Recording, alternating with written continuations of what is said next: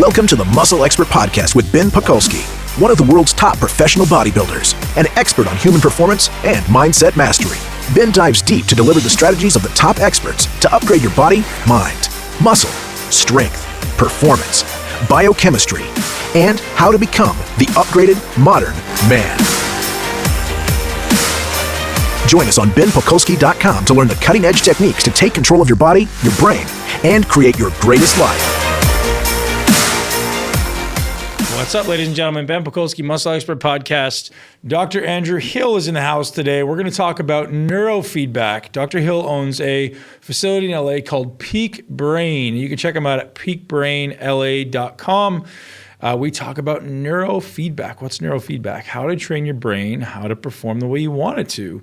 How about upgrading your thoughts, upgrading your ability to focus, eliminating negative thoughts and distractions, improving your memory, and so much more. So definitely listen all the way through. This was a really, really enjoyable educational podcast. You're going to want to focus. So if you're someone who's listening when you're driving, make sure you're still able to pay attention on the road. If you're someone who's able to listen to this while you are alone and maybe taking notes, that may be your best opportunity for getting the most out of this podcast. So Dr. Hill owns a facility in LA, and everyone can go train their brain to live your greatest life. So check it out, enjoy, leave us a review, have an awesome day, and live your greatest life. I'm very excited about the possibilities that neurofeedback provides, and I really want to dig deep on your history a little bit, and then getting into the ins and outs of neurofeedback, because I've actually done a little bit, and I'm very intrigued by the process, and I'd like to learn about your process. Sounds good. Awesome. So you are one of the co-owners of Peak Brain LA. I am the owner of Peak Brain, not just LA, but we have currently 5 offices throughout the US, 4 of which are in Southern California, and the 5th is in St. Louis, oddly enough. And we're essentially trying to be like the Equinox or Gold's Gym of the brain, and our plan is to open up about 50 Peak Brains throughout the world in the next couple of years. Wow, fascinating. So before we get into understanding the business model, I'd love to understand the psychological model. Like, what exactly is happening when people come into your clinic, and what can they expect? I guess telling people what is neurofeedback training. Yeah. And then what's the benefit? So neurofeedback essentially is biofeedback on the central nervous system. It's another form of biofeedback. It's a little different than what we would call peripheral neurofeedback, which include sort of relaxation-oriented things like heart rate variability and galvanic skin response training and hand warming. Those are all sort of old school biofeedback, peripheral nervous system modalities. And in those, you're sort of learning to feel something and then turn it on at will, including a relaxation response or focus or something. Biofeedback on the brain directly, though, neurofeedback or central biofeedback, is a little different because we're measuring parameters of your physiology that are changing moment to moment and that you aren't in control of. So we're measuring your brain waves usually, or your blood flow or something else in your brain. And we have some ideas about what it should do, to affect your performance or to relieve bottlenecks or anything else. And so when doing neurofeedback, typically EEG neurofeedback, you'll look at some sort of animation or a game with a couple wires stuck to your head, and we're measuring your brain waves moment to moment. And when those brain waves sort of shift in the right direction, we applaud the brain with audio and visual feedback. An animation starts playing, music gets louder, a Pac-Man eats dots, or a spaceship flies. Something happens, and the brain notices stimulus from the outside world. And then the next moment, the brain moves in the quote-unquote wrong direction, and the game stops. And the brain sort of says, hey, I was watching that. Where's that information? And then the brain happens to move in the right direction after a couple of seconds, and the game resumes. So essentially, we're measuring all the fluctuating activity. And when things we care about move in the quote-unquote right direction, we applaud that with audio and visual. And then over time, we move the goalposts and sort of shape the activity a little further, gradually up or down, depending on what we're doing. And it's this sort of involuntary process of exercise. It was discovered about 50 years ago at UCLA by Dr. Barry Sturman, and he discovered it on cats by mistake because cats he had trained to do neurofeedback ended up being seizure resistant in a later experiment. So it works on, nonverbal animals. The joke I tell is that, cats are very bad instruction followers, and it works great with them. So it probably works fine with you. And it works on people who are in coma and nonverbal children, as well as the highest performance CEOs and creatives that want to engage with the process. So we're a pretty data heavy organization. I'm a little different than most neurofeedback people in that I'm not filling the role of a therapist or a doctor. I mean, I have a PhD in cognitive neuroscience, but I'm really a scientist versus a therapist. And I view our job here at Peak Brain, the neurofeedback component, our job is really to demystify the neuroscience, help you understand what's possible, and then start addressing goals that you prioritize, which is a little different model than sort of a therapy or psychological context medical model where, the therapist would be sort of top down. Oh, you need this. Let me do this for you.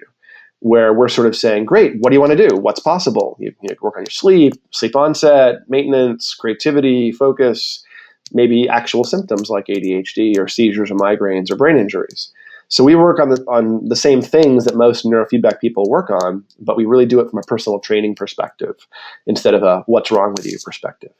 Brilliant, man. That sounds incredible. I didn't realize that scope existed, that people could come in and literally train effectively any state that they're after. So, typically the one that we've heard of and the one that most people are familiar with is like an alpha training. Is that the one that tends to be most common as people are trying to get into that Zen-like meditative state? Not really. Alpha training is kind of weak tea in the field. In the late 60s, early 70s, there's a big surge of biofeedback and EEG biofeedback or neurofeedback. And unfortunately, alpha training is what really got a lot of public interest back then. And alpha is just not all that interesting in terms of subjective state change, unless you need it. If you need it, it can be amazing. If you don't need alpha training, it doesn't do much beyond gentle relaxation. So we do a lot more. There's a classic frequency in the field called SMR, which stands for sensory motor rhythm. And in adult humans, it's 12 to 15 hertz on the motor strip. When you train up SMR, you get incredible broad changes in the brain. So training up SMR, for instance, eliminates ADHD. It also dramatically reduces or eliminates seizures. It also dramatically fixes sleep onset difficulty for many people.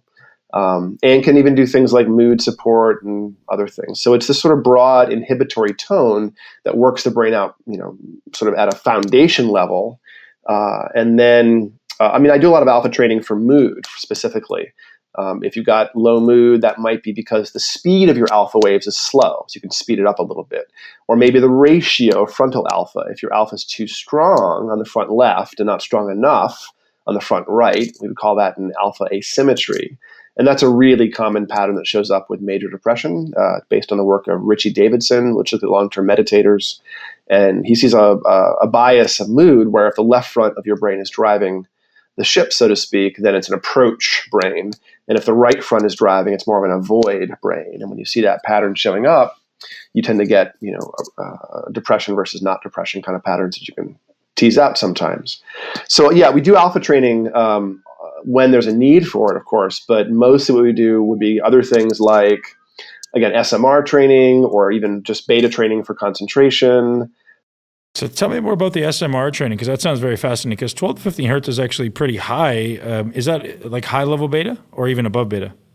It's actually the slowest beta. Okay. Beta starts at about 12 hertz. Alpha ends, quote unquote, about 13 hertz, like 7 to 13 hertz is alpha. 12 to roughly 40 or 38 would be considered beta. It's really worth knowing when you hear these brainwave labels that they're a bit arbitrary. I'm even saying alpha's 7 to 13, but there's at least 5 different alphas in there. There's alpha from the visual system going idle when you close your eyes. There's alpha being generated by other parts of the cortex. There's alpha being generated by the thalamus. There's mu waves, which is an inactive frequency wave in the alpha range in the motor cortex. None of these things are the same. So the bands are much coarser than the actual brain would use them. But there's a special beta frequency, the lowest beta, 12 to 15. When it's produced by the sensory motor system, you have this combination effect of a very relaxed body and very alert mind. Essentially, high SMR is the opposite of ADHD. And in fact, the FDA considers the ratio of theta to beta a diagnostic marker for ADHD now, and beta in this case is low beta or SMR. So if you have a ratio as an adult of theta amplitude over SMR amplitude on the motor strip, that is more than about 2.5 ratio, you have ADHD. You're distractible, you're impulsive, you can't control your behavior. You may have other issues as well, emotional reactivity, issues with working memory, which are all related to inhibition or lack of inhibition. So this ratio is a very key piece for human performance. And if you have a high theta-beta ratio, you're not all that performant. And if you train it down, you get much, much more performant, including eliminating seizures and ADHD and things like that. So the process I'll unpack a little bit. Dr. Sterman was working with cats in the late 60s. And NASA came to him and said, hey, look, our astronauts are getting sick, breathing in rocket fuel vapors. Please figure out how dangerous this stuff is. And so he took about 30 cats and started to expose them to rocket fuel vapor. He'd put them in an airtight plexiglass cage with a little beaker of rocket fuel, methyl hydrazine, which of course would start vaporizing. And then he would set a stopwatch, and minutes in the cage was exposure to this toxin. And of the 30 cats, a significant fraction, like 24 or something, had a really perfect dose-dependent curve where additional minutes in the exposure meant more symptoms. And it was a really perfect linear sort of dose-response curve where increased minutes meant crying, drooling, meowing, stumbling, seizure, coma, death. I mean, it's perfect dose-dependent curve, except about 6 of the cats refused to have seizures and needed 2.5 times the exposure. Instead of showing seizure, coma, death at an hour, it was like 2.5 hours or something before they showed any instability symptoms. And he couldn't really figure out why some of the cats were different until he realized that he'd used these same cats in a previous experiment to see if he could train up SMR in response to a little milk dropper full of chicken broth. You know, whenever SMR surged, they got a drop of chicken broth. And successfully, he could have them train up their EEG in this range. That was interesting. He put these cats back in the subject pool, and months later, they had seizure-resistant brains, which was kind of an interesting serendipitous finding. Sure. And then his lab manager was a medication-uncontrolled epileptic, and she sort of demanded they build a machine, and they trained her brain, and over the next couple of years, she went off all meds and became seizure-free. And that was the start of the field to some extent. At the same time Sterman was discovering SMR at UCLA, Joe Camilla was discovering human alpha training up at, I think, UCSF. And I think this is one reason, with the sort of explosion of intellectual and new thought, so to speak, in the late 60s in the Bay Area, I think that's one of the reasons alpha training got sort of into the public mind about what neurofeedback is. But it's just not all that interesting if you don't have an issue in alpha. And I really think that a lot of the modern neurofeedback programs that are focused on alpha training, the only reason they're focused on that is because it's safe to do for most people. It's a bit of a weak effect. Most people do not need more alpha, and training up alpha makes you less focused for most people. So it's not ideal. And I think that SMR is a much better one-size-fits-all. I mean, there is no one-size-fits-all neurofeedback. That being said, if you gave me 100 people and I did SMR with all of them, something like 90% of them would have much better sleep, better executive function, sharper attention, more resilience, deeper sleep, more awake states, etc. And so we usually do SMR. I mean, from a fitness perspective, and you really can consider a lot of what we do in neurofeedback fitness. When you're approaching physical fitness and muscle training, you don't go after small muscles first. And you don't go after little tiny cosmetic things first. You go after foundational stuff so you can build on top of that, And that is true in neurofeedback too. So I tend to work for the first 4 to 6 weeks on SMR and other beta frequencies, maybe some alpha, maybe the ratios of frequencies. And the idea is to get sleep architecture, attention management, stress management, all the broad resources sort of shored up. And then I tend to crank a little harder on top of that and get into deep awareness or creativity or vigilance, things like that. So SMR is the core of this. And again, SMR is sort of the opposite of ADHD, which you can see. I mean, if you've seen a cat lying on a windowsill watching birds, you've seen SMR. In cats, it's really obvious. This is why Sterman chose cats and chose to train up this particular frequency, because as a predator animal, when cats view prey, their body goes liquid and their eyes become very alert. So if you've seen that sort of cat on a windowsill thing, the reason they're so soft in their bodies because you can leap into action from relaxation much faster than from tension. So when the predator cat sees a little bird on the outside of the window, it softens its body into a hunting mode, into a get ready to leap mode, and it sharpens its vision so it tracks these things. And that combination of motorically quiescent and mentally on, I mean, that's basically the opposite of ADHD, which is motorically disinhibited and mentally very distracted. Absolutely. So the FDA considers, again, theta beta ratio a nice marker for ADHD. But with regards to SMR training, you can eliminate difficulty, problems, symptoms. Measurable ADHD goes away typically in something like 30 or 40 sessions of SMR training. And so it's reliable. Well over 90% of people can simply eliminate any ADHD. Now, it's worth mentioning that ADHD is not a diagnostic bucket that is especially precise. We all have distractibility, inattention, problems maintaining our executive function, and we only really call it ADHD when it's extreme. But you can train these resources regardless of what the label is. So if you aren't ADHD, you can still get better self-control, more vigilance, easier time shifting gears. So this is one reason why I've been sort of stepping back from the medical and psychological model for neurofeedback and much more into a sort of peak performance fitness kind of perspective. Mm-hmm. My goal is to give folks access to tools and then help them take control of their brain health, not necessarily do stuff to them, or for them. It's more about, let me produce some tools and you tell me what you want to do. So because of this, people often do a lot of work initially on things like SMR training. I have other techniques we often use that we bring in adjunctively.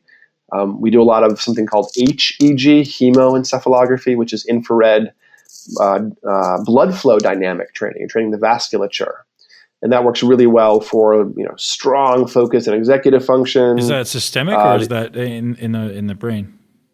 In the brain, yeah. You're measuring infrared blood flow using an infrared sensor, and you concentrate. And whenever you think happy thoughts or focused thoughts, it causes a big surge of metabolism into the frontal lobe, which stretches the blood vessels a little bit. And so you can practice, if you will, doing reps of pumping your blood flow in your brain using HEG. And as you do this, the blood flow becomes more robust and less variable. It doesn't drop when you get stressed, etc. And we use HEG for general peak performance. We also use it as a silver bullet for migraines. Most migraines, I think, are a vascular insufficiency or instability problem. And so HEG is so effective on migraines that if you don't respond to it, we conclude you don't have migraines. Something else is going on and you should go see a neurologist or something. Any implications there with strokes, like preventing strokes? Preventing, maybe. I'm not sure if there's any literature, any research done on prevention, but certainly in working on both strokes and other forms of brain injury after there's been an injury, HEG is also very effective. We also use HEG for any of the things where your brain shuts down when you're stressed. Like the most obvious example is in social anxiety in Asperger's. If you show up in an environment when you aren't expecting something, like show up to the bus and it doesn't show up, you freeze. There's this freezing response often in some forms of autism when things violate your expectations, or even just profound social anxiety. You walk into a new club or bar or classroom and you freeze up. That freezing sense under stress is a failure of metabolism. The frontal lobe shuts down because there's not enough blood flow, essentially. And so you can train that up. You can train the robustness, if you will, of those metabolic resources so they're much more ready to be used all the time. And you don't get these metabolic sort of failovers. Essentially, it's like working out too hard in the gym. If you don't replenish your fluids, your blood sugar, et cetera, and you work out really, really hard, you bonk afterwards. You have this profound crash of energy. You can sort of think about that bonking as analogous to what happens in a migraine in the brain. It's that sort of failover of metabolic sufficiency, if you will. And by training up the strength and robustness of those blood vessels, you can eliminate that failover problem. And so it works very, very well for migraines. So we use, again, a lot of SMR training, right. HEG sometimes. We also do a lot of Alpha-Theta training, which is not the same as alpha training. Alpha-Theta is a sort of magical thing that makes you super creative and helps wipe away cravings and has some other deep impacts. So are we talking like low-level alpha training and high theta, or what would when you say theta? Yeah, alpha training is done eyes closed, unlike most neurofeedback. And alpha-theta training The goal is to get you into the hypnogogic state, essentially halfway between awake and asleep. I'm sure you've experienced this. You're tired, you go to bed, and as you fall asleep, the best idea in the world pops into your mind, right? Or something you forgot that you've got to remember for the next day comes in your mind in that receptive state. And then, of course, you're falling asleep, so you fall asleep and you don't remember what it was, the amazing idea you had the night before. Alpha-Theta will get you into that initially an alpha dominant state as you start to fall asleep. And then when you sort of let the mental, monkey mind go, the alpha goes away and is replaced with a massive surge of theta, receptive attention, sort of dreamy, drifty kind of awareness without the monkey mind kind of present. And in alpha-theta neurofeedback, you're sort of held in that state for 20 minutes or more. And you may normally spend 30 seconds or a minute in this as you fall asleep each night. So being held there for 20 minutes has pretty profound effects. And it can re-regulate brains that are really stressed, like, for instance, the old burnt-out, shaky alcoholic that can't fall asleep without a drink. Alpha-theta completely rebuilds the ability of the brain to settle. In alcoholism research, alpha-theta reverses the recidivism for alcoholism. It drops from 2/3 down to 1/3. So how are you training someone to remain in that? If I'm guessing they're almost in this hypnagogic state, is it still a matter of sounds at that point to train them in that state? I mean, we're doing eyes closed training to make a lot of alpha and theta, and then whenever your alpha and theta waves surge, you hear sounds. And then, of course, we move the goalposts and only reward an increase amount over time. And that drags you down into this sort of liminal state halfway between awake and asleep. For all of these trainings, though, the point isn't necessarily the state we're getting you into. It's the resource we're building. So there is an in-session shift, regardless if you're doing alpha-theta or SMR or something else. There's a brief shift while you're training. And then you leave the office, and for the next sort of 24 to 36 hours, the brain is responding to the ask of the exercise, and subtle things are unfolding. And your job as a client is to notice what's unfolding. Are you more or less stressed, attentive, alert, creative, etc.? And report the subtle things you're experiencing back to your clinician. The clinician takes those changes and goes, this guy's brain's reacting this way. Great, let's push harder. Oh, okay. That's not exactly what I wanted. Let me adjust the frequencies, the protocols. And so it's a very iterative process where you have to keep going back to the person's brain data and tailoring it to them to make sure you're getting some effects you want, but also staying very sensitive to the subjective experience they're getting as you push these resources around to know what's actually going to work over time as you build more and more and more resources. Sure. So Dr. Hill, walk me through this process. I walk into your clinic. I have no idea what I need to be working on. Is it a pretty subjective, Q&A process where you're asking me what I want to do, or do you guys actually have a process that identifies limitations and opportunities in people? It's sort of halfway between both. So we start the process of neurofeedback with something called a brain map or a quantitative EEG, a QEEG. We also do an attention test. So the QEEG is a resting baseline. You come on in, you sit down, we put a cap on your head, squirt it full of gel, record data off your brain at about 24 locations for about 5 minutes, eyes closed and eyes open each. And then we take those baseline recordings, clip out a couple clean, 2-3 minutes of clean data. So if you're coughing or moving or falling asleep, we clip that out. And then we take the average eyes closed and the average eyes open data that we have for you, and we compare that to a normative database of several thousand people. And out of that, we get maps or heat maps that tell me how unusual you are in a whole host of parameters. And the data is real, and the comparison to a population is valid. The meaning we make of those patterns that come out is a little subjective. And so it's not a diagnostic test so much as it's a hypothesis generator. So after we have the data, I'll sit down with you and say, okay, so here's a pattern. At a population level, this pattern often means X. Oh, that's true for you. Great. This is probably where it is. And at a population level, this pattern often means, oh, not true for you? Oh, okay, moving on. And of the 10 or 15 big statistical outliers we find, the goal is not to say, why aren't you average? Let's make you average. The goal is to say, where's all this, the really unusual stuff in your brain? And does that suggest sort of a style of brain regulation or some sort of resource limit or bottleneck that might really be amenable to a performance gain, a subjective and objective gain in how you're feeling and how you're performing? So I work with the client to figure out the most likely bottlenecks in their QEEG. And we also, of course, use the objective behavioral data, the attention testing data, to help qualify some of what we're seeing. And usually several protocols or training approaches are suggested by the brain mapping results, and some things are suggested by the client's goals for performance. And then we just start exercising the brain and trying some things. And after 3-4 sessions, you start feeling different. And then you report what you're feeling, and we adjust the protocols and sort of iterate, and then remap your brain every 20 sessions or so at peak to see how things are changing. And we're also getting surveys from you every day about your sleep, your stress, your mood, your attention. So we're watching things fluctuate day to day and trying new exercise protocols. And after a couple of weeks, you're often really moving quite a lot. And sleep's changing, attention's changing, creativity, stress, mood, everything's sort of gradually starting to shift. And then you sort of refine your goals, your ideas about what you want to work on, and we remap your brain. It's very iterative. We just keep trying things and keep building protocols for you that get you moving in the direction you want to move in. So on a single session basis, how long are we looking at in these neurofeedback sessions? It only takes about half an hour of training time per session, which might mean like 40, 45 minutes in the office.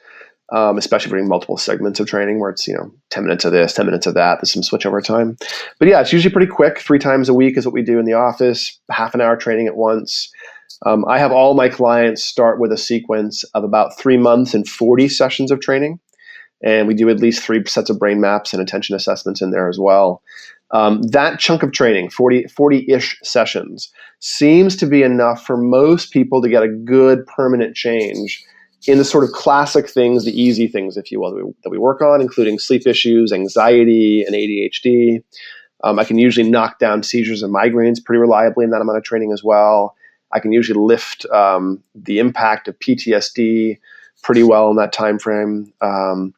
More severe things, brain injuries, developmental issues like autism, lots and lots of things. You have lots of things to work on. You probably wouldn't be done in 3 months or 40 sessions, but you would still have a big shift. And this is worth doing because things are changing in a reliable way. But once you've done about 40 sessions and you have ADHD stuff or anxiety goals or sleep issue goals or even seizures, often 40 sessions is enough to make a really dramatic change. A couple standard deviations of change in brain activity and objective performance. So I can take somebody from profoundly ADHD to no symptoms usually in about 40 sessions of training, and usually permanently. 70, 80, 90% of the time it's permanent. I just don't know if it's 3 months to get all the way there, or 4 months sometimes, or 5 months occasionally. But for the big things, attention, executive function, stress response, sleep, we usually re-regulate the brains, and then people have new resources on board. And since you're practicing your new resources, when you use your brain, then they are reinforced, and there's not any need to go back and do more training for most people. Super fascinating stuff. So, most people these days seem to have a massive attention on improving their ability to focus, improving their ability to meditate so they can achieve these calm, relaxed states. Is that a request you guys get often, is helping people get into, maybe that's the theta alpha state? Yeah. The Alpha-Theta training does produce a meditative-like state for many people. But even SMR, the ability to inhibit the automatic bouncy thoughts, has some tie into meditation. We do a lot of meditation and mindfulness instruction at Peak. We actually have free meditation classes several times a week for both adults and kids in our larger offices. And we encourage folks to come and learn some mindfulness or basic meditation techniques. What I find is when people meditate and do neurofeedback, both change faster. I would also say that physical exercise is a multiplier there too.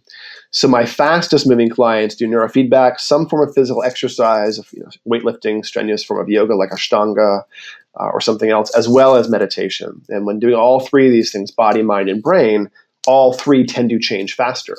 People doing physical therapy and neurofeedback, the physical therapy works better. People doing mindfulness or meditation and neurofeedback, the meditation works better, as does the neurofeedback. So I have people that have been meditating for 6 months.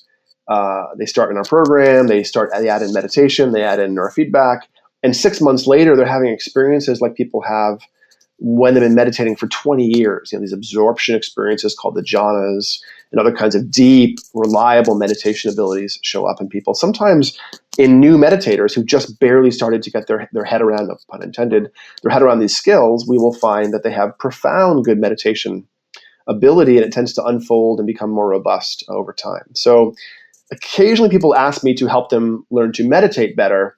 But honestly, the best way to do that is to meditate. I kind of view neurofeedback and meditation sort of hand in glove, where neurofeedback is like the personal trainer in the gym, making you build the resources, where mindfulness is the coach on the court helping you with technique, helping you, define nuanced application of resources. So while neurofeedback is involuntary, mindfulness is purely voluntary, and you must learn to use a pretty subtle, nuanced set of resources, learn to navigate your internal environment. These are really useful skills. The heavy lifter in our center is, of course, the neurofeedback, but the mindfulness is a nice adjunctive thing that we offer, and we also offer it without charge so that people can have a place to come and meditate and learn some skills. Awesome. So one of the things that, my demographic is very much into is the idea of switching into a parasympathetic dominance as soon as you're done your intense training sessions. Is neurofeedback something that they can kind of access? So we go through the neurofeedback training. We've been able to access these, lower states of brain excitation, thereby hopefully taking us into a more parasympathetic state. Is that something that you're able to train yourself to access at will, or is that something that just naturally kind of happens, like my brainwave tends to go there a slightly more inherently? Does that make sense? Yeah, it's probably a little bit of both voluntary and involuntary. I mean, certainly you can try to feel certain ways and often get better access to stuff as you build those resources. But I would argue with neurofeedback, for the most part, we're building the resources in an involuntary way. So it's not so much that you get better at turning on parasympathetic dominance after you get stressed. It's more that you just come back to ground more easily. Your default resources want to be there. And so you train, we train the brain with really close attention to what people's experiences are. I would say that almost everyone we train develops resilience, a better ability to range their attention, stress, et cetera, without falling over. So not that people don't experience stress, but they come in and they say, this thing that would have normally been a massive stressor and left me spinning for hours afterwards, I kind of handled it as if it was a speed bump instead of a chasm, and I came right back down to the ground afterwards, and it didn't throw me off. So that probably is an increase of parasympathetic dominance over sympathetic activation, absolutely. But I really think about it, of course, from the neck up in some ways, where it's about the resilience, the ability to switch gears mentally and to not stay in an arousal state when you're trying to be flexible or trying to be soft. So we see that happen a lot. If people have specific goals around getting that, we might bring in other tools. I might do HRV biofeedback, which of course helps the tone of the vagus nerve, which is heavily involved with arousal. Alpha-Theta also has a pretty profound effect on body stuff. So you can bring up T cell counts pretty profoundly using alpha-theta, for instance. It's causing a deep, deep relaxation response, which is entirely parasympathetic.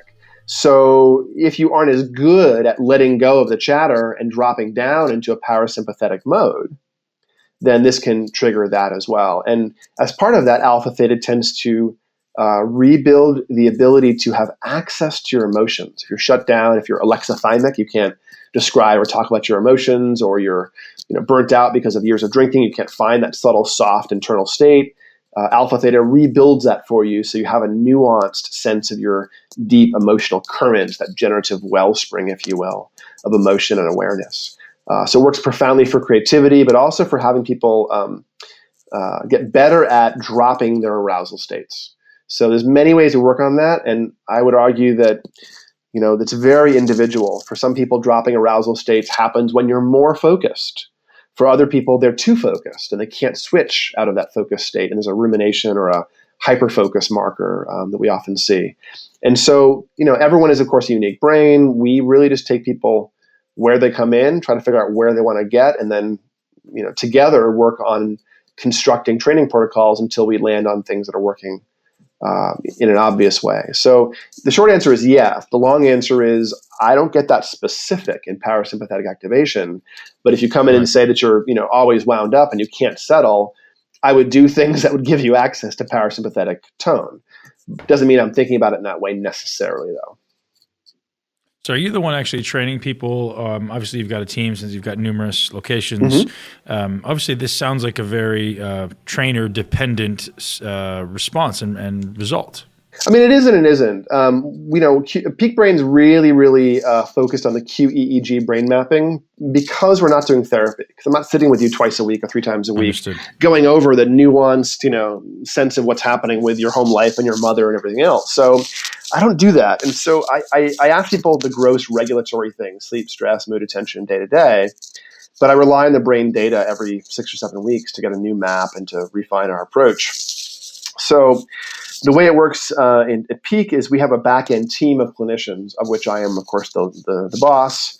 And then there's a couple other people on that team, about 4 clinicians now in a back office team. Plus I have some great senior technicians who have been working with me now for 4 or 5 years. And we have senior people managing each office. And then the client walks in for a training session, and either they've already filled out information ahead of time about how they've been feeling recently, and we have a new protocol waiting for them. Or the technician just checks in and says, hey, how's it going? How's your sleep? How's your mood? How's the thing you want to work on? And the client replies to the technician, gives them an update. The technician jumps on our back-end system. We have sort of a back-end Slack we use for in-house communication. And whoever's managing the clinical presence right then will pull up the chart, pull up the QEEG brain mapping, look at the history, look at the surveys, and try to figure out what is the next best protocol to use if it needs adjustment. And so to some extent, things are done in the Peak Brain way, which means, my way. But all my staff is pretty good at this point about, adjusting protocols and trying new things. And we have, of course, meetings talking about general ways to approach specific things as clients have different needs. And so it doesn't matter if you are in St. Louis or in Los Angeles. When you walk in, I'm still deciding about what protocol you should be using, or somebody else I've trained heavily is deciding that. And we're really trying to decouple the I don't want a doctor in every office being the boss. I want deep bench of skills in a back end where we can provide that resource to all of our offices, no matter where they are in the world. Right. So is 40 sessions sort of the typical end result to achieve, or the amount of time that people are going to need to achieve these end results? Or is it something that people can be doing ongoing? Mm-hmm. Or do you find that people typically reach kind of an endpoint and they have this amazing life and this amazing ability to access their brain and they're kind of done? Yeah, it's a bit of both. I would say to fix a few things, to fix PTSD or anxiety or sleep issue or ADHD, 3-4 months of training, 40 sessions, maybe a little more. We'll nail things down, nail down permanently. You don't need to do more for most people. Great, done.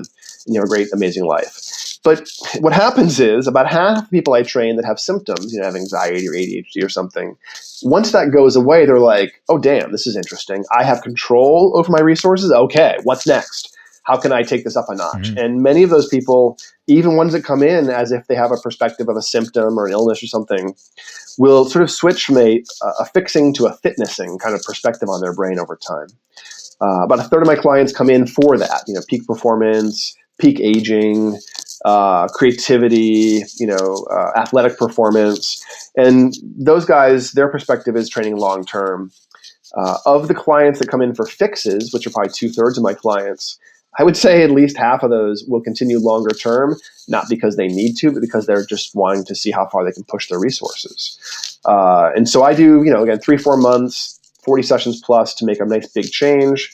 Many of my clients will do a 6-month program. Some will do a year-long or 2-year-long program where they drop intensity after their big needs are met and keep chipping away at things. I have some athletes that are hard charging, train all the time, never stop kind of guys.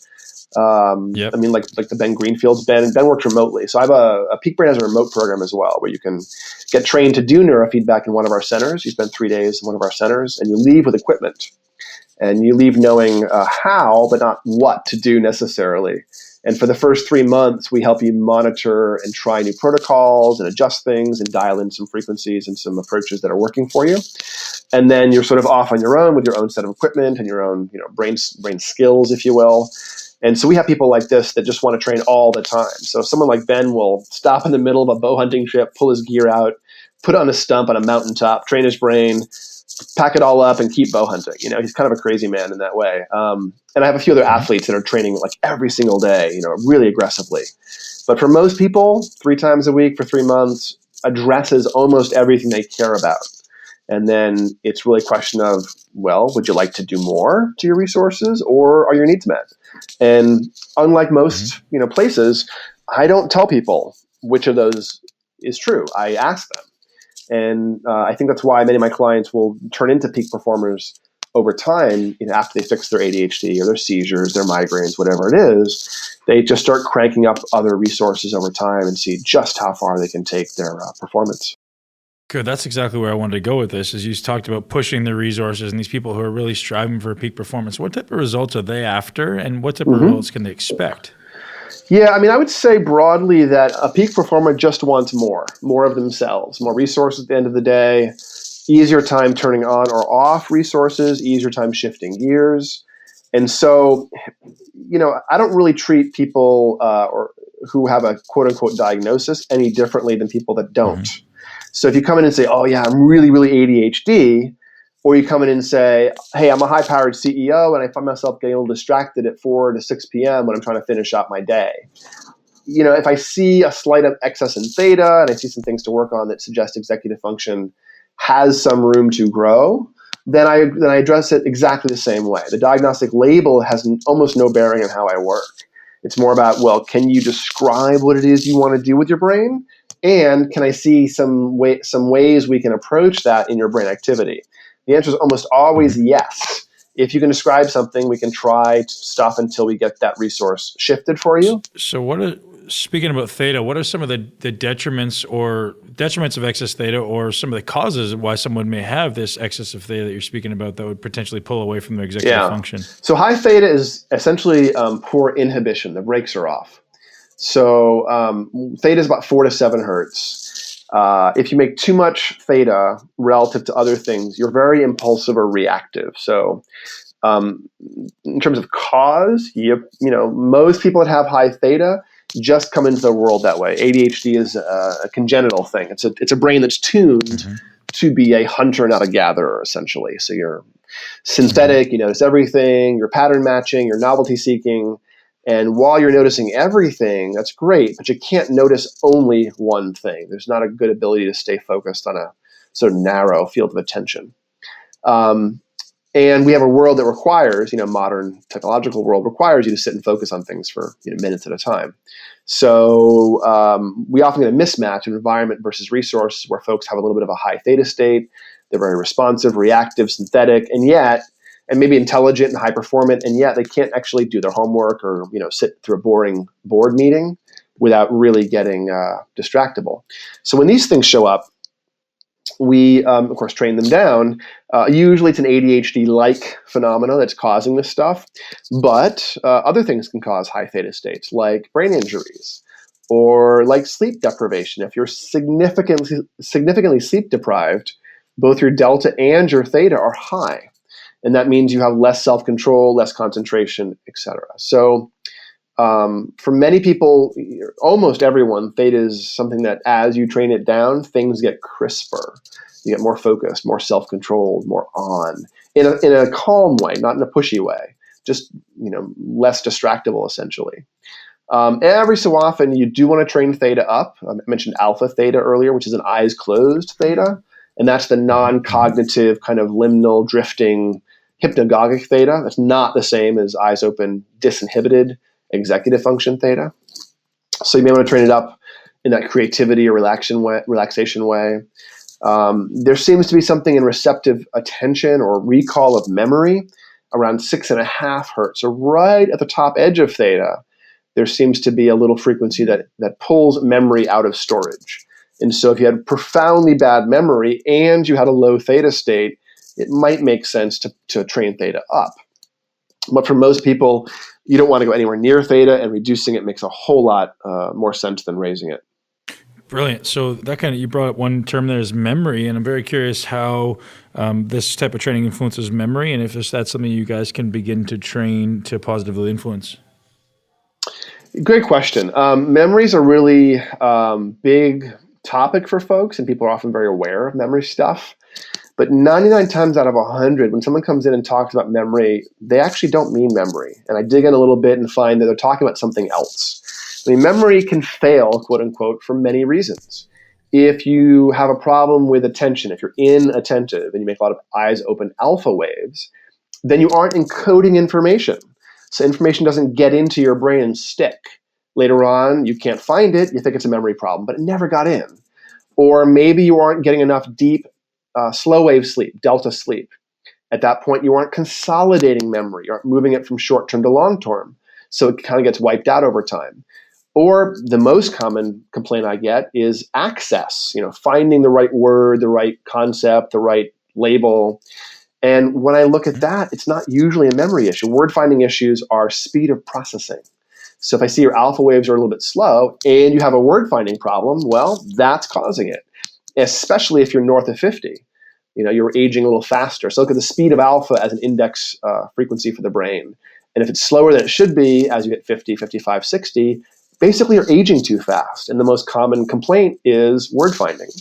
So rarely is a memory issue an actual memory issue. If it's dementia level memory issues, now we're talking about something different. But usually I find people describe memory issues. What they really are talking about is a resource failure in attention or sleep or speed of processing. And those things are all fairly amenable to change with neurofeedback. Okay, so speed of processing is something you're able to train with people. Oh, absolutely. Yeah, we train up the average speed of your alpha waves, and your mind gets quicker over time. Brilliance. Now, one thing that we haven't touched on, I think, would be a very, very important consideration is nutrition. What's the ideal diet for someone to be considering when they're trying to optimize their brain state? Because I'm going to guess there's things that they could be doing that would take away from the benefit they're going to get compared to things they could do to actually enhance it. Yeah, with regards to combining it with neurofeedback, I'm not too concerned because the impact of neurofeedback is much larger than anything else you could do to weaken it. So I'm not too concerned about making it work better. But there certainly are better or worse ways to eat for brain health and for not only moment-to-moment performance and concentration, flexibility, lack of stress, but long-term trajectory change. I'm a gerontologist. I teach gerontology at UCLA. And a brain healthy diet is a brain healthy diet when you're 5 and 10 years old, as well as when you're 95. In general, I would say that if there's not significant problems, then the best diet is probably like what I would call a near keto. Not actually ketogenic, but maybe paleo or primal, that level of minimizing free starch and sugar, minimizing grains, and maximizing fats in a diet. That's by far the healthiest way to eat for your brain. If you do have significant problems, brain fog, injuries, seizures, then you may actually want to go to ketogenic because ketones tend to stabilize the brain in a fairly profound way. But I don't care about the ketones themselves in terms of brain health. The general rules of thumb for both, normal aging and peak aging brain stuff is all about insulin sensitivity. So you have to maintain insulin sensitivity to keep all of your tissues healthy. This is true of anything that ranges in the brain or the body. If you have a hormone signaling sort of environment and it stops ranging, stuff fails. Cortisol goes up and stays up, guess what? Your hippocampus fails, memory issues, depression. Insulin goes up and stays up, guess what? Diabetes. Whenever these ranging signals fail, it's a massive problem. And it turns out almost all of the quote unquote diseases of aging we consider, Parkinson's, Alzheimer's, diabetes, cancer, all of these things have a fairly profound sugar component, dysregulated insulin component causing inflammation and oxidation. Dramatic. It's nearly causal. Alzheimer's is being called a type 3 diabetes these days because it's such a strong sugar component. So that's what you can do. You can minimize spiking your blood sugar. And if you don't feel like digging into primal and paleo cookbooks and neuroscience treatises, I would say a rule of thumb for carbohydrates is never more than 20 grams of net carbs in a sitting. And if you're physically active, you're actually a moderate athlete or something, then I would say no more than 75 grams a day, max. And those two numbers are enough to never spike your blood sugar as long as you have a roughly healthy insulin system, but enough to cause it to range. And the ranging, the sensitivity within the range is the most critical thing, not necessarily how high or low it is. It's does it change? And the absolute level of a neurotransmitter or a hormone is just about meaningless. It's more about the range within which it varies. So understood. Insulin, generally bad when it goes up and stays up, also quite bad when it doesn't go up enough. So eating this way will essentially keep your insulin system from being floored so that it breaks over time, which is what this metabolic syndrome is, that lack of sensitivity in insulin largely. Great. The reason I brought up nutrition was because I was curious if there's any recommendations you had to influence neurogenesis. So I'm assuming that there's some consideration with neurogenesis with the neurofeedback training in itself, creating new neural connections. Yeah. And I was wondering if you guys had any intel on, supporting that process. Well, I mean, neurogenesis is happening. It's happening all the time. You can't make it not happen. Something like half the new cells that are born in the brain, they start off, and there's several areas in the brain where these new cells are born: the hippocampus, the lateral ventricles. Now we're discovering there's sort of pluripotent neural stem cells even wrapping the outside of the brain in a giant sheet. So, 20 years ago, we thought that you didn't make any more brain cells. Now we know you're making them all the time. So it's not so much making them or making more of them. It's, well, are you going to use the cells you're making? Of the new cells that are born, it takes about 5 weeks for any particular cell to be born and travel to the place where it needs to be. And in that process, it turns into the kind of cell you want: a neural cell, vascular cell, glial cell, etc. Only half the cells that start that 5-week journey actually survive. The other half don't make connections with existing cells, and they are reabsorbed. So you actually have untapped neural resources you're not using right now, that other half of cells you could actually use. And that's all about learning and growth. I mean, if I sent you to a piano lesson today, assuming you don't already play piano, by the end of the day, a 1-hour lesson would cause every single neuron in the hand area of the motor cortex to move around, to physically remap its connections. And that kind of learning happens on the order of minutes or hours. The new cell making new connections is more like 5 weeks. So something's happening between 5 minutes and 5 weeks about cell integration. And not only can processes or connections move around, but neurons can send out new axons and new processes in the order of magnitude of like days or even weeks. So lots of things are always changing. It's not so much maximizing it; it's just making the most or boosting that beyond where new cells are being born. It's using what's there. And when doing neurofeedback, you're getting a plasticity bath actually as well. So anything you do to your brain while doing neurofeedback works better. Really easily measurable increases in plasticity of the neurons with even a single session of neurofeedback. So if you exercise the brain and boost plasticity broadly, there are some dietary things you can do potentially to enhance that. But the best thing you can do to enhance that is to not load your system up with inflammatory things like sugar, like toxins, and to engage fully with the natural processes whose job it is to improve plasticity, i.e. sleep. If you don't sleep properly, you aren't getting the most out of your plasticity. It's like physical exercise. One of the best ways to build muscle is to sleep a little bit more. It's counterintuitive, but unless you're sleeping, you're not releasing growth hormone in the same amount and proper way. And so you're actually shorting yourself on muscle growth if you're only getting like 6 hours sleep a night or something. The same is true of your concentration, your memory, your executive function. If you're sleeping deeper and better, in your sleep cycles, the brain wipes away any half-formed synapses and strengthens the ones that have been reinforced by a couple of learning experiences. And that means if you wake up in the morning, you have a fresh slate with which to learn. And then you can add more plasticity onto that system again. Learning that is reinforced day to day is cemented while you're sleeping in that consolidation process. And so you have to both load your mind up with work during the day, effortful cognition, and then sleep deeply at night to wipe out all the partially formed connections and strengthen the ones that you really want to learn from. Amazing. Speaking about plasticity, is that just a result? Is there a BDNF response to this neurofeedback training? Is that the mechanism by which we're getting neuroplasticity? Yeah, BDNF and other factors. I don't know if there's ever been a metabolic check on which neurotrophic factors it is. The plasticity research in neurofeedback usually uses, the couple of studies I've seen, use motor Evoke Potentials, which is if you zap the motor cortex with TMS, transcranial magnetic stimulation, you can make the hand jump a little bit. If you zap the hand area, the hand jumps a little bit. And the magnetic stimulation required to make the hand jump can be measured. And before and after neurofeedback, it takes a dramatically less amount of juice to make that cell fire. The cells want to fire much, much more. So it's a measurable effect in the actual tissue with a single session of neurofeedback. The short answer is probably yes, it's BDNF, as well as other DNFs, so to speak. That being said, BDNF is the largest substrate plasticity factor in the hippocampus. There's 6 or 7 other plasticity factors. I'm not sure it's meaningful to talk about which ones. I don't think we know enough, really.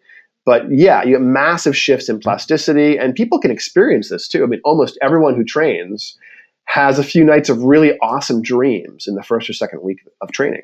These like really vivid HD visuals, thematic dreams, the plot and characters, and you're on a journey. The kind of dreams you had when you were a teenager. You wake up and you're like, ooh, I want to go back to sleep to find out what happens next. That was a great story. It's a sign that your BDNF is surging and the hippocampus is trying to integrate all this new learning it's being asked to do.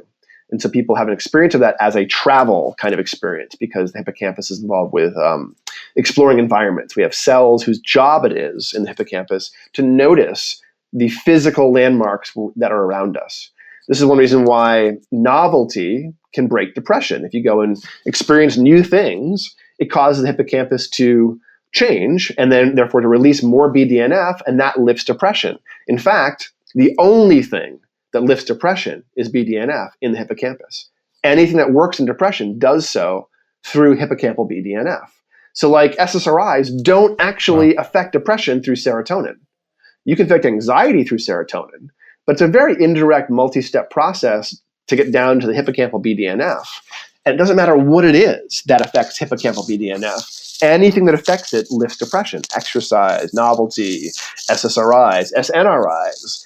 I mean, you have drugs that are theoretically in opposite classes that do different things, the opposite thing. Tianeptine's a selective serotonin reuptake enhancer. Prozac's a selective serotonin reuptake inhibitor. They both work equally well on depression. It's not serotonin, but monkeying with the system, reaching in and rattling things in the brain with chemicals causes a learning event, and downstream you get BDNF surges in the hippocampus. Increased plasticity in the hippocampus means antidepressant effects, period.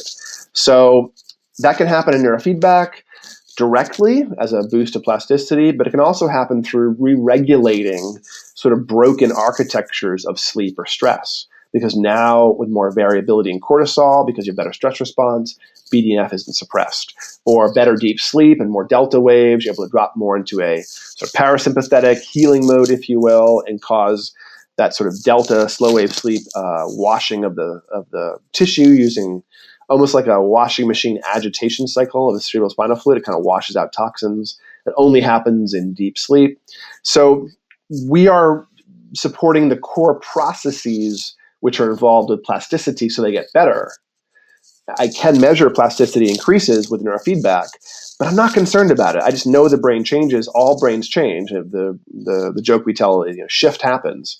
Whether or not you want it to change, it's going to change. So the question becomes, well, what direction do you want to steer this change? How can we optimize it? What are your goals? Not so much, is there a plasticity event to be had?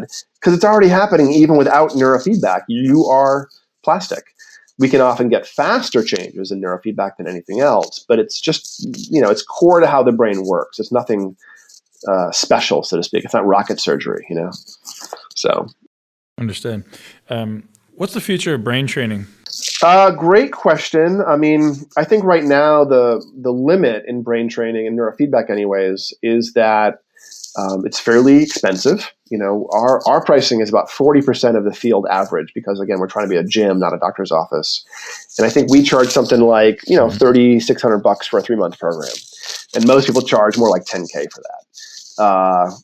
Pretty expensive, but I mean, it takes 10 to 20 grand of hardware per station. It takes $50,000 of assessment equipment to do the QEEGs. And that's not the expensive part of the process. The expensive part is the knowledge. It takes me years to teach somebody how to start doing the stuff I do. And that's the bottleneck, if you will. And that's why historically, for the past 50 years, this has been done with a clinician, sort of head of office, and all knowledge is sort of siloed in their head and everything goes through them. And that's kept neurofeedback in a clinical medical kind of perspective, charging $150 an hour and keeping it in that medical psychological context. So Peak Brain's goal is to change that and give access to the technology to more people. And so the first thing we did was change the model. I'm not a therapist. My goal is not to be your therapist.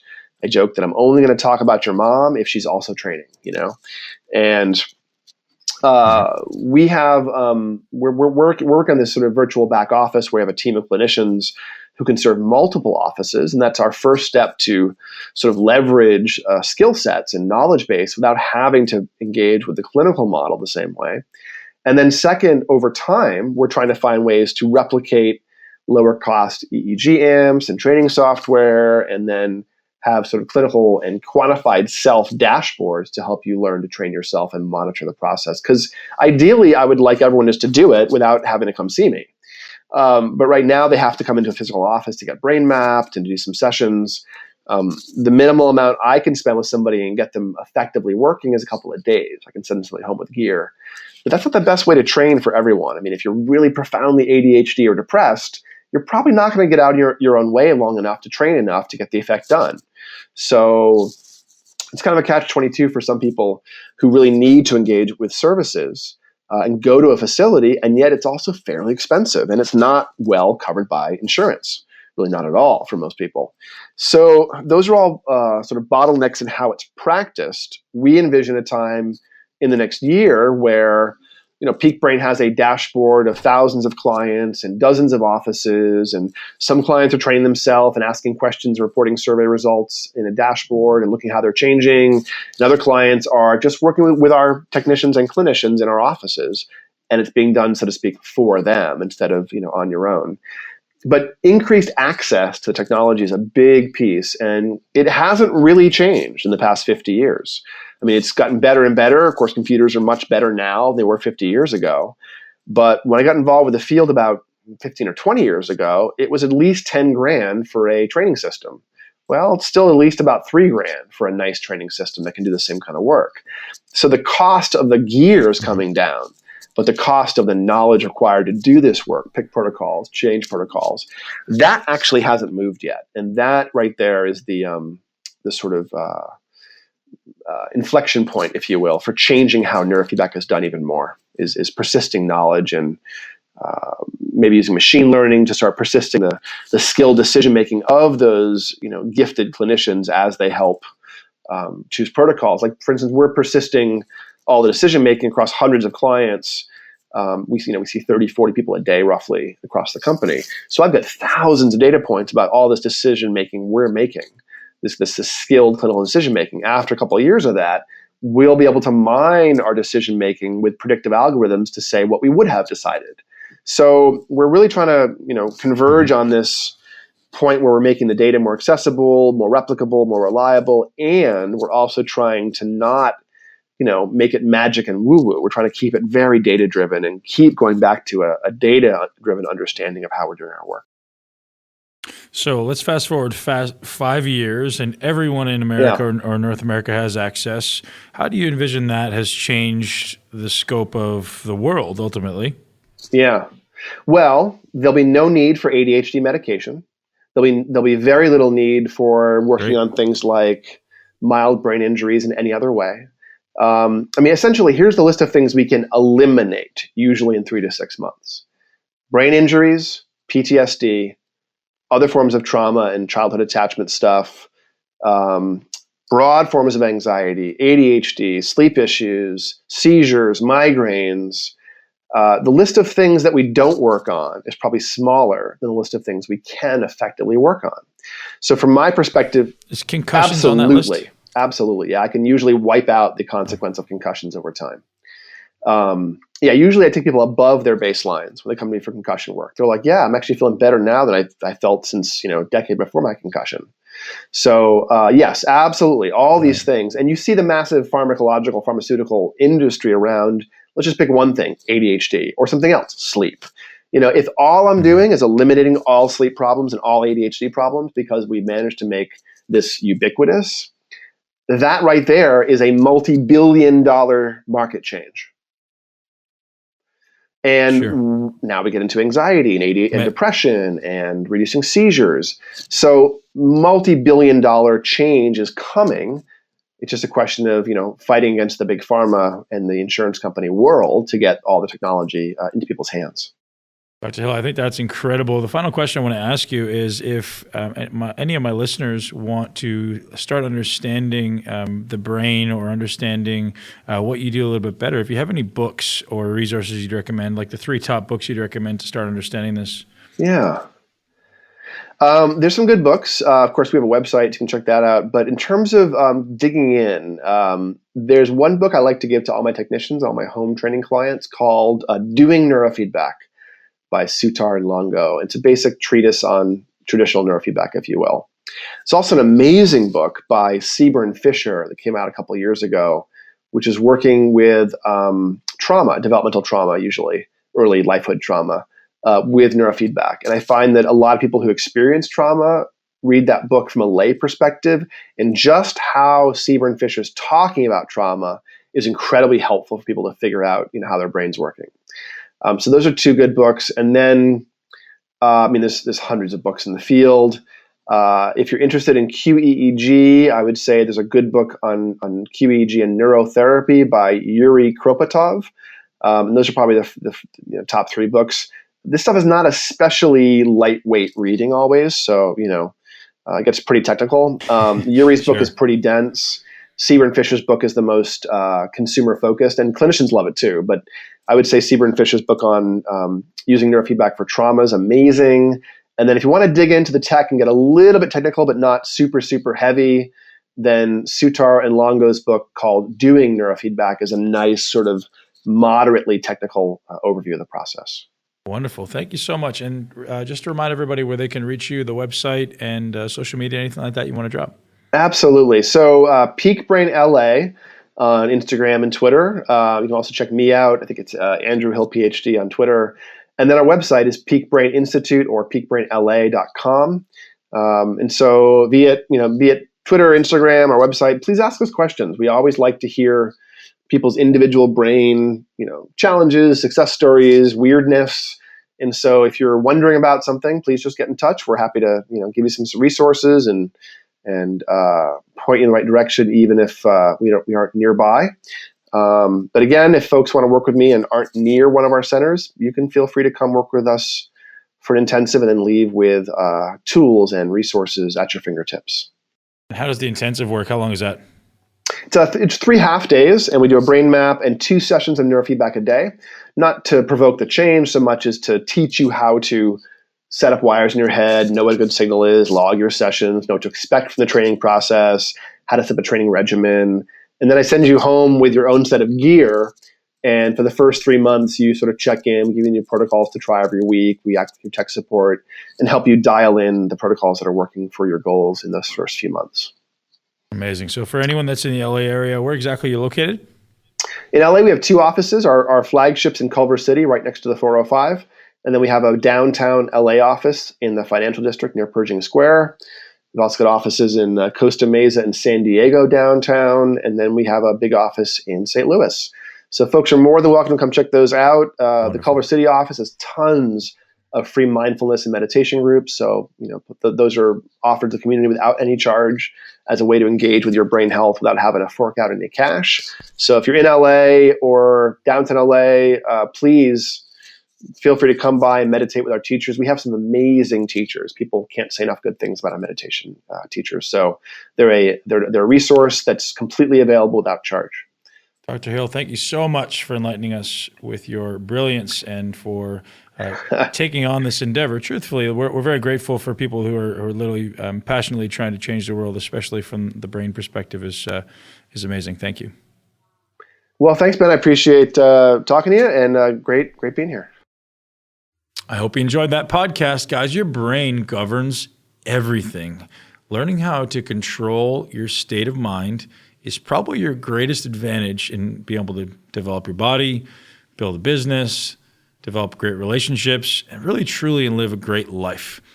So if you guys appreciate the information that Dr. Hill brought you guys today, go over and leave us a review. Let us know. And if you think anyone else will appreciate this information, please go ahead and do us a favor and share, because that's what drives this podcast. And we love you guys. We appreciate you. Have an awesome day. Live your greatest life.